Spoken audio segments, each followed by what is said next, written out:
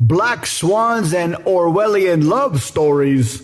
The movie Black Swan was one of those movies that is open to interpretation. My own take was it was kind of a metaphorical coming-of-age movie. The protagonist was leaving behind the easy life of childhood and embracing the harsh world of adulthood. One of my pieces of evidence of this is near the end, when the protagonist, played by Natalie Portman, was injured. The evidence didn't actually make it into the movie. The director wanted the wound to be much closer to her lady parts, but she said no, so the wound was higher. Had her wound, which resulted in a red blood on a white dress, been lower, where the director wanted it, could have been interpreted as a symbol of puberty, her first period metaphorically, where she is no longer a child and now an adult. Of course, this is only my interpretation.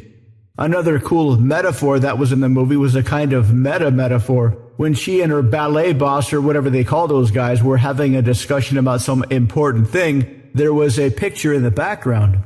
A picture of an ink blot. Those ink blots you look at and see what you see. These Rorschach tests are measures of what's inside your brain.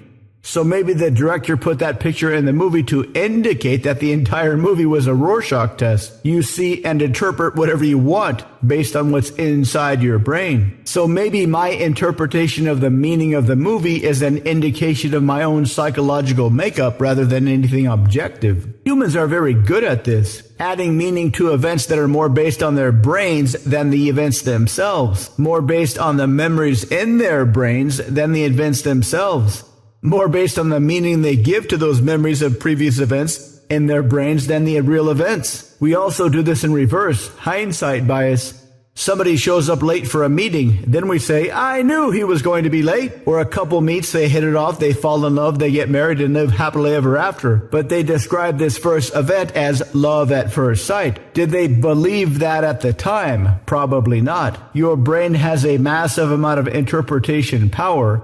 Interpretation of the past, interpretation of the present. George Orwell famously said that who controls the past controls the future. Usually this is expressed in a kind of dystopian future, but why not apply it in a positive way? Control your own past by choosing what it means. Project that meaning out into your future to make your future be anything you want. To learn more, visit mindpersuasion.com/3x3.